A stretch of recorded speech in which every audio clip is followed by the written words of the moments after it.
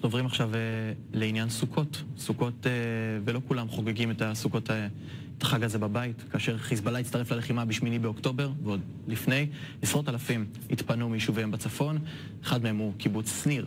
עכשיו צוות חלוץ מבני הקיבוץ יצא צפונה כדי להקים שם סוכה צמודה למקלט. אתמול הם ציינו שם את החג יחדיו כדי להראות את המחויבות שלהם לחזור אל ביתם. שלום לדוקטור אורית דגני דיניסמן.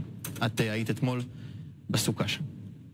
בוקר טוב, אני קודם רוצה רגע להשתתף בצערם של המשפחות. בשבוע אנחנו גם השתתפנו בצערם היינו בהלוויות של סמל אמיתי אלון, מרמות נפתלי, וסמל יוסף היי, מטובא זנגריה, שני בנים צעירים בגליל, ובאמת רגע לפני ככה שחוגגים או מציינים חג בעת הזאת, אז אנחנו חייבים לציין את זה שאנחנו חייבים להיות ראויים להם ולאחוז בתקווה ובשבילם לעשות את מה שאנחנו עושים. ובאמת אתמול ציינו בסניר, בקבוצה שנמצאת פה בחודשים האחרונים, את חג הסוכות במפגש צנוע, צמוד למקלט, בהתאם ככה להנחיות של פיקוד העורף. המטרה המרכזית היא בעיקר לשמר את היחד.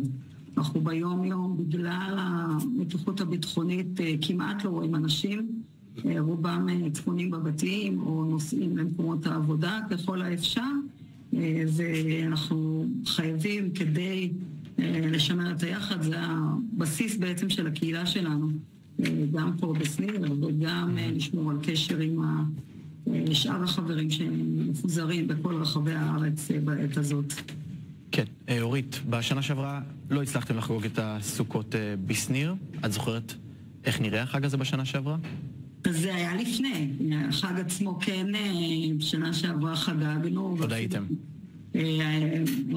חגגנו גם את חגיגות ה-55 של הקיבוץ, רגע לפני ה7 באוקטובר. אצלי הייתה סוכה בחצר וגם הגיעו הרבה אנשים. ובאמת השנה... פירקת את הסוכה הזו שבנית שנה שעברה או שלא? כן, פירקנו למחרת, ואחרי בעצם יצאת ה7 באוקטובר, אז ככה בשמונה.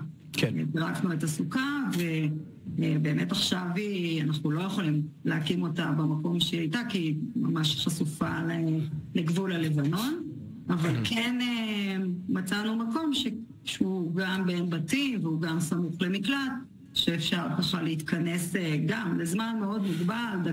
כמה דקות אחרי האירוע כבר התחילו שוב אזעקות, אז אנחנו תמיד מגיעים ככה לאיזה זמן מאוד מאוד מוגבל כדי בכל זאת לקיים את החג. ספרי קצת על אתמול. אני חושב שזה אולי הכי מעניין עכשיו. חגגתם בסוכה ליד המקלט שאתם הקמתם. ספרי קצת איך חגגתם, מה זה היה בעצם? אז זה בעיקר היה קצת לשיר כמה שאפשר, ולקרוא איזה קטע שמותאם גם לתקופה ומעורר איזה תקווה. וגם ניתנו את ההזדמנות שאנחנו נפגשים ככה במעגל, לשוחח על איך אנחנו כקהילה, כרגע אנחנו גרעין מתוך הקהילה, יש לנו קרוב ל-60% שהם לא בסניר, או באזור ככה יותר עורפי בגליל או ברחבי הארץ ואפילו העולם.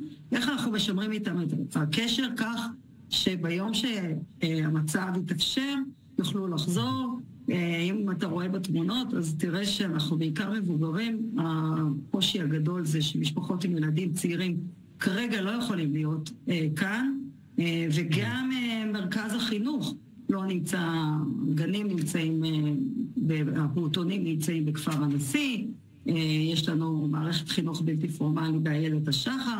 זאת אומרת, העוגן של החינוך שסביבו בעצם כל הקהילה מתכנסת, כרגע לא נמצא בסניר, ובלי הילדים ובלי המשפחות הצעירות, אז הקהילה חסרה.